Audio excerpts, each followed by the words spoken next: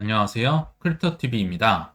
오늘은 당분간 금리 인하는 물 건너 갔다는 게 사실인 건지, 그리고 향후 매크로 변화 내용도 전반적으로 짚어보도록 하겠습니다. 오늘은 결론부터 말씀드리면요. 당분간 기준금리 인하는 물 건너 갔다고 봐야 할 것 같습니다. 어떻게 알 수 있느냐?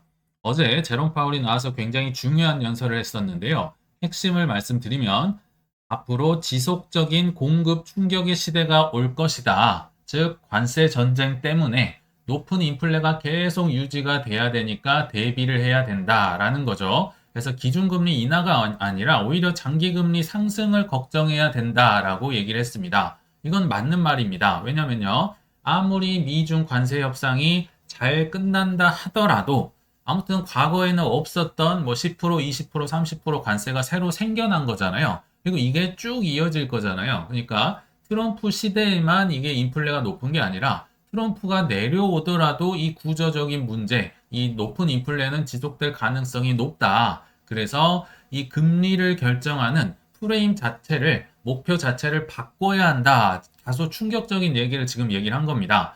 보통 5년에 한 번씩 이렇게 목표 프레임, 금리를 결정하는 프레임을 바꾼다고 해요. 근데 20년도만 하더라도 저금리 시대에 디플레를 걱정하는 프레임, 좀 수동적이고, 뭐 예를 들면 인플레 2%를 가야 한다. 근데 좀 왔다 갔다 해도 그냥 놔두고 뭐 이렇게 갔었잖아요. 근데 25년도는 이제는 인플레를 구조적으로 오랫동안 걱정을 하고 준비를 해야 된다. 그래서 내가 프레임을 바꿀 건데 요거를 빠르면 8월에서 9월에 공개하겠다는 겁니다.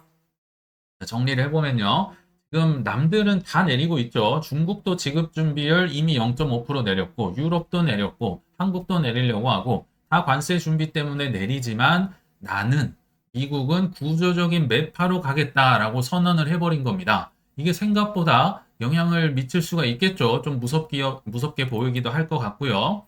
그래서 일단 제가 CME의 패드와치 가면 기준금리 인하 확률이 있잖아요. 인하 시기를 확인하려고 한번 달려가 봤습니다. 자, 오늘 아침에 제가 한번 캡처를 해본 건데요. 일단 6월 18일 꿈도 꾸지 마라. 기준금리 동결 확률이 무려 92%나 되네요. 자, 6월은 안 될 것 같고. 자, 7월 30일입니다. 7월의 말인데도 역시 동결 확률이 61%. 야, 7월도 힘들 것 같네요. 그러면 그 다음이 이제 9월 17일인데요. 9월 17일을 가니까 그제서야 한 번 인하 확률이 약 51.5%. 이것도 약간 긴가민가 하죠. 금리를 인하를 할까 말까. 왜냐하면 아까 뭐 프레임을 8월, 9월에 바꾼다면서요. 그래서 일단 그거 보고 뭐 결정하자 뭐 이런 이거 실제로 사람들이 베팅을 한 결과거든요. 자, 9월도 약간 긴가민가 하고 10월로 가보니까 그제서야 한 번이냐 두 번이냐를 놓고 다투는 구간. 왜냐면 이제 8월, 9월 지났으니까요. 그래서 10월 가봤자 어차피 한 번, 두 번이다. 그럼 연말까지 가면 어떻게 될까요? 연말도 어차피 두 번이다. 많아야 두 번. 뭐 정말 많으면 세 번도 있긴 하겠지만 두 번이 가장 높은 표를 받는 걸 확인할 수 있습니다. 불과 뭐 한 2, 3주 전만 해도 이거 연내 한 4번에서 5번까지 예상을 했었는데 확 쭈그러든 거죠. 그것도 한 9월, 10월은 가야 된다고 하잖아요.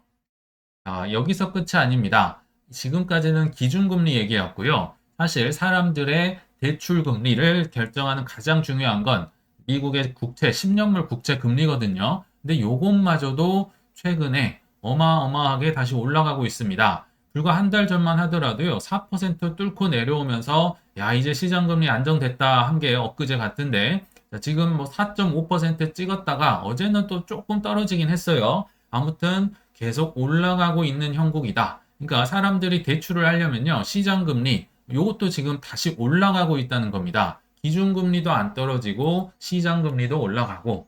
근데 이게 사실 좀 이례적인 거거든요. 왜냐하면 물가가 잡히고 있어요. 데이터가 잘 나오고 있습니다. 어젯밤 뭐 다들 주목도 이제는 안 하고 있겠지만 생산자 물가지수라고 있죠. PPI가 발표가 됐는데요.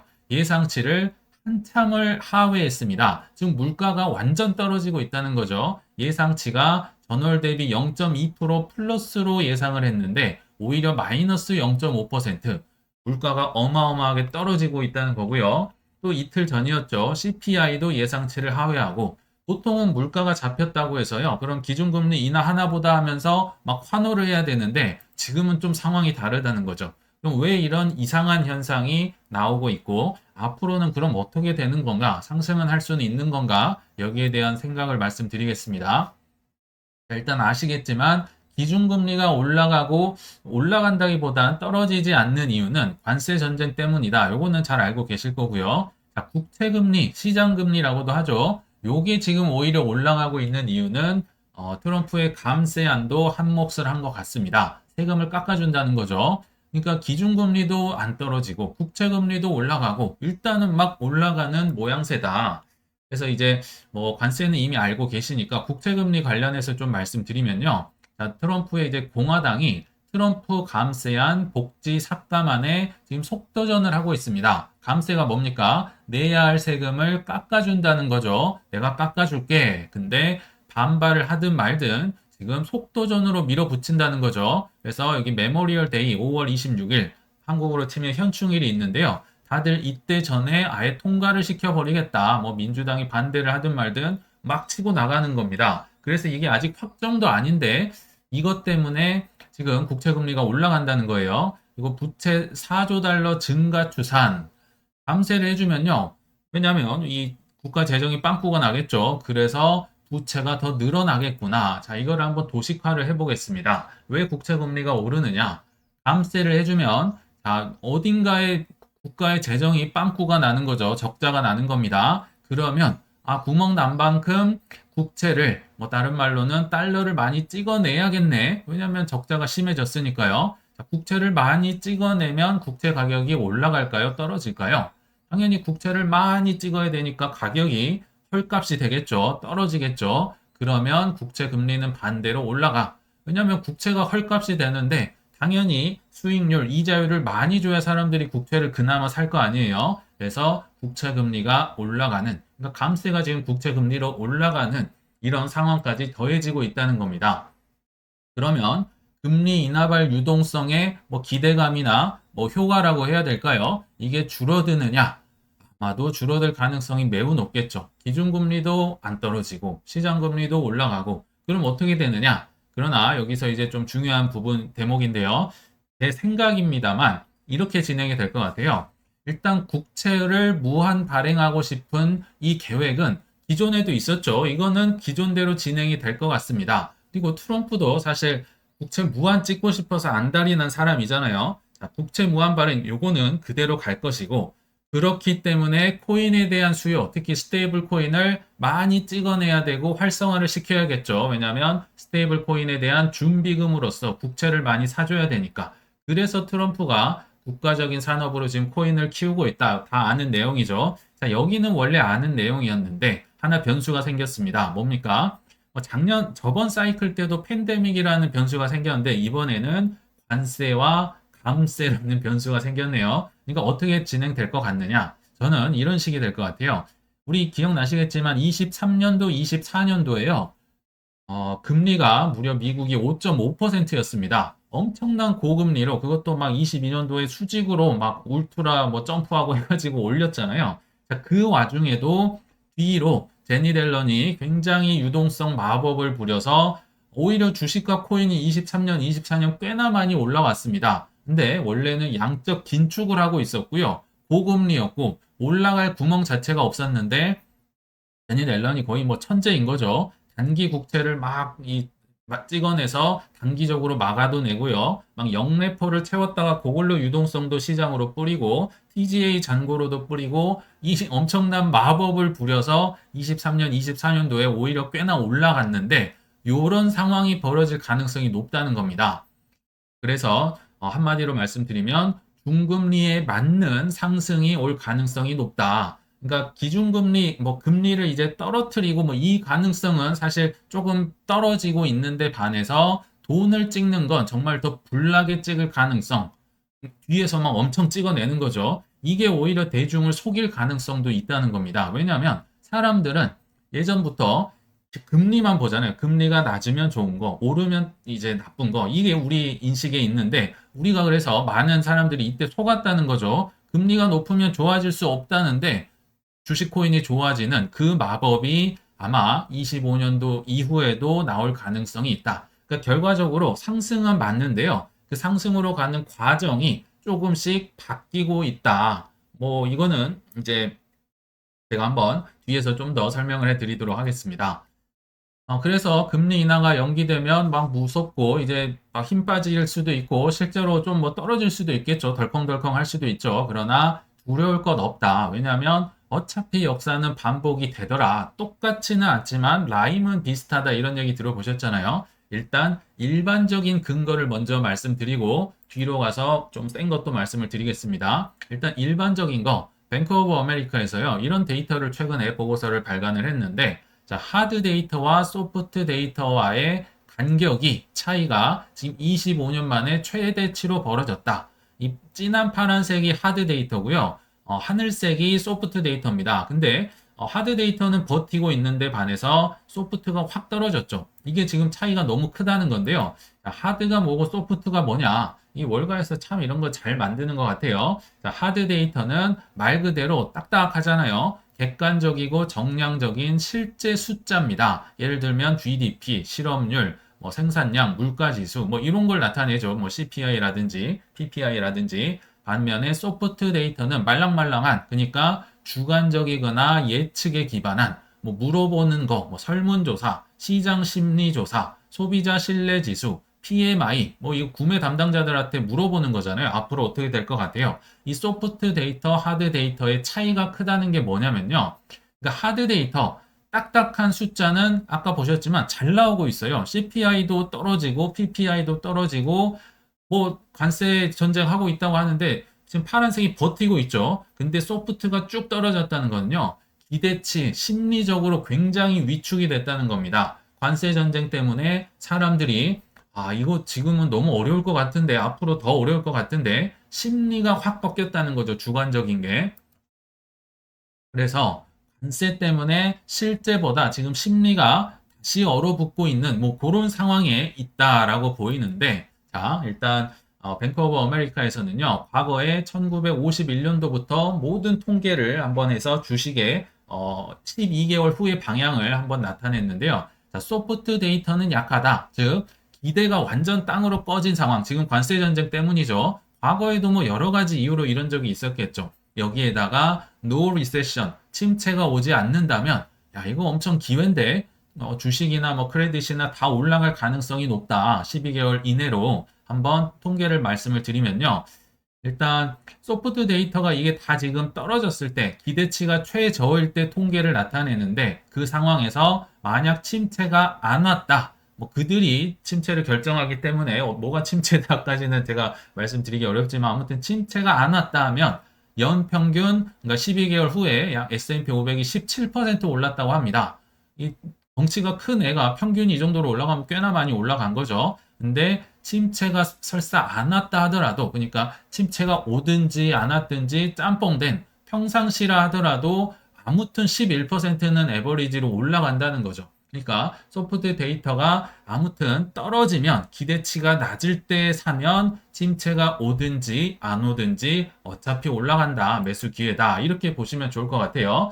자, 이거는 이제 일반적인 뭐 데이터로 말씀을 드린 거고 좀 센 거 재밌는 걸로 한번 가보겠습니다. 저는요, 오히려 이 와중에도 기관들이 포모를 정말 치열하게 느끼면서 막 자기들끼리 어깨 싸움하고 있는 게 보여지는데요. 그 대표적인 예를 하나 들어보겠습니다. 자, 미국의 공화당 상원 원내대표가 지니어스법 최종안을 제출했다고 합니다. 그래서 지금 5월 19일 날 재표결을 한다. 제가 이거 불과 부결됐다고 한 지가 일주일 정도 된 것 같거든요. 제 기억에 5월 9일에 부결이 됐었는데 벌써 이거 뭐 하반기 넘어가네 만에 했는데요. 벌써 지금 표결을 한다고 나왔죠. 꽤나 빠른데 아무튼 이 뭐 수정을 한다고 하면서 뭐 부결이 됐었잖아요. 근데 여기 보시면 개정안에는 뭐 미국 관련 용어를 사용을 하면 안 된다. 이건 뭐 중요한 게 아니고요. 자, 여기서 핵심은 비금융 상장 기업과 빅테크 기업은 메타, 아마존, 구글, 마이크로소프트를 콕 집어 넣습니다. 자, 금융 리스크와 뭐 소비자 데이터 보호 어쩌고 저쩌고 해서 스테이블 코인 발행을 금지한다는 내용이 추가된 것으로 정해졌다. 여기서 약간 이상한 부분을 찾으셔야 됩니다. 이게 왜 부결이 됐다고 했었나요? 사실은 트럼프 일가가 다 해먹는 게 나 너무 싫다, 비윤리적이다 해서 그거 수정안 집어넣는다고 해서 부결을 시켰거든요. 근데 재밌는 사항이 있습니다. 5월 15일 기사인데요. 트럼프를 겨냥한 조항은 쏙 빠졌다. 재밌죠? 이것 때문에 부결했는데요. 트럼프를 겨냥하는 건 빼고 빅테크가 쏙 들어갔네요. 그래서 스테이블 코인 뭐 이제 진짜 이렇게 빨리 될 줄까지는 저도 몰랐는데 이게 뭘 의미하냐면요. 음, 트럼프는 어차피 미끼였다는 겁니다. 어차피 트럼프는 뭐 잡을 수도 없고 잡아서도 안 되고 어차피 트럼프 잡으면 뭐 정말 개싸움 되기 때문에 너도 나도 피를 보기 때문에 이거는 핑계였고 이거는 빅테크를 잡기 위한 조항이다. 대신에 뭐는 있느냐? 요건 그대로 있습니다. 여기 보시면 이 특별 공무원들은 윤리적으로 이해상충 없이 조심해야 됩니다. 여기 보시면요. 스페셜 거버먼트 인플로이는요. 말 그대로 뭔가 한시적인 특별 공무원 콕 집어서 여기 일론 머스크라고 이름이 박혀 있네요. 근데 이런 분들은요. 그냥 짧게 뭐 몇 년, 몇 달 있다가 퇴직을 하기 때문에 사실 트럼프를 겨냥한 게 아니고 트럼프는 정식 공무원이죠. 그러니까 뭔가 맛배기성으로 그냥 이 정도 하고 넘어갔다는 겁니다. 일론 머스크 정도 언급을 해주고 넘어가고 실제로는 누구를 잡는다?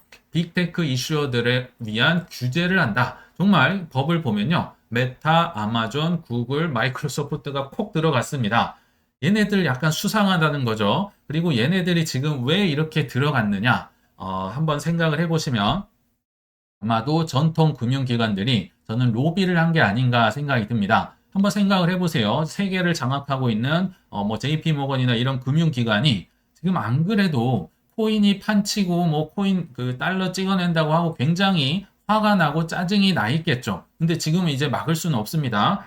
그 와중에 지금 코인 기업들이랑 전통 금융은 경쟁을 해야 되잖아요. 달러를 발행을 해야 되고 뭐 예대 마진 영업을 해야 되고 이 상황에서 지금 빅테크까지 스테이블 코인을 발행하면 경쟁이 어마어마하겠죠. 왜냐하면 빅테크는 돈도 엄청나게 많습니다. 그리고 자신의 플랫폼이 있잖아요. 빅테크는 쟤네들이 플랫폼에서 스테이블 코인을 쓰기 시작하면요. 은행을 찾을 일, 갈 일이 더더욱 없어집니다. 그냥 페이스북, 인스타, 트위터, 아마존 이런 데서요. 자기들 코인을 결제도 하고 송금도 하고 대출도 해주고 예금도 해주면 뭐하러 은행 계좌를 쓰겠습니까? 거기서 다 되는데요. 그러니까 요거는 엄청나게 치열한 어깨 싸움을 자기들끼리 하고 있다는 거예요. 트럼프가 문제가 아니라 너무 무섭다. 우리 입장에서는요. 뭐 스테이블 코인을 누가 만들든 아무튼 많이 찍어내면 코인 가격이 올라갈 수 있고 많이 쓰이니까 뭐 나쁘지 않은 건데 이들 입장에서는 심각하다는 겁니다. 그래서 지금 경쟁자를 제거하는